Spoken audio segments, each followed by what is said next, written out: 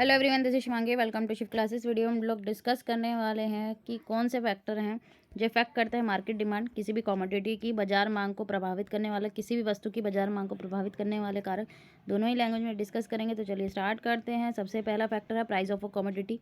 तो सबसे पहले किसी भी वस्तु की मांग जो रहती है उसको इफेक्ट उसका कीमत करती है, उस वस्तु की कीमत, उस वस्तु की कीमत अगर क्या होती जाएगी, इंक्रीज होती जाएगी, तो उसकी क्वांटिटी जो मार्केट में डिमांड हो रही है, ठीक है, उस वस्तु की जो मात्रा हो रही है, मांग मात्रा जो है वो कम होती जाएगी, ठीक है। और बाकी वाइस वर्सा इसके विपरीत मीन प्राइस कम होगा तो डिमांड इंक्रीज हो जाएगी। दूसरा आता है इनकम ऑफ कंज्यूमर, उपभोक्ता की आय।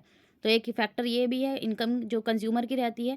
तो अगर आप, क्योंकि जो डिमांड रहती है मार्केट डिमांड, वो कंज्यूमर की इनकम से डायरेक्ट रिलेट करती है, क्योंकि आपकी इनकम बढ़ेगी तो आप मार्केट में जो डिमांड है कमोडिटी की वो इंक्रीज़ करेंगे, और आपकी इनकम कम होगी तो डिमांड कम कर देंगे।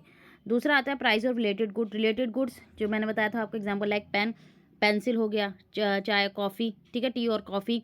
तो रिलेटेड गुड्स के प्राइस क्या चल रहे हैं। सब्सटीट्यूट गुड्स के केस में क्या होगा कि मान लीजिए टी का प्राइस क्या हो गया, इंक्रीज़ हो गया, ठीक है, टी का प्राइस इंक्रीज़ हो गया तो जो कॉफ़ी है उसकी डिमांड इंक्रीज़ हो जाएगी, क्योंकि दोनों एक दूसरे के सब्सटीट्यूट हैं, दोनों एक दूसरे के क्या हैं, सब्सटीट्यूट हैं।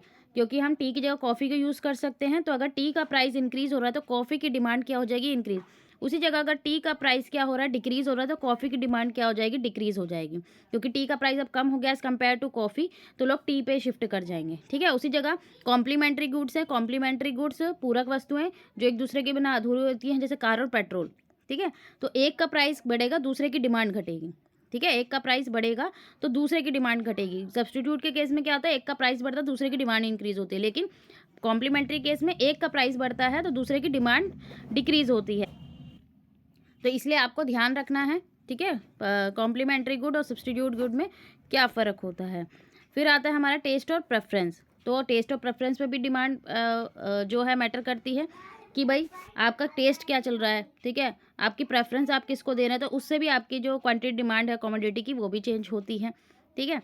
तो आपको क्या चीज़ पसंद आ रही है, आपको अभी वो चीज़ पसंद थी, नेक्स्ट टाइम भाई थोड़े दिन बाद वो चीज़ ना पसंद आए तो आप उसकी डिमांड क्या कर देंगे, कम कर देंगे, ठीक है। तो स्वाद और प्राथमिकताएं भी जो है क्वांटिटी डिमांडेड को इफेक्ट करती हैं। फिर आता है इनकम डिस्ट्रीब्यूशन। इनकम का डिस्ट्रीब्यूशन मार्केट के अंदर कैसा है, ठीक है, कि भाई जो है पुअर सेक्शन के पास कुछ भी नहीं है, जो है रिच सेक्शन के पास ज़्यादा इनकम हो रही है, उनको ज़्यादा इनकम अर्न हो रहा है, तो उसी हिसाब से जो है मार्केट में जो पुअर सेक्शन है वो डिमांड कम कर देगा कम्युनिटी, क्योंकि उनकी इनकम इतनी नहीं है।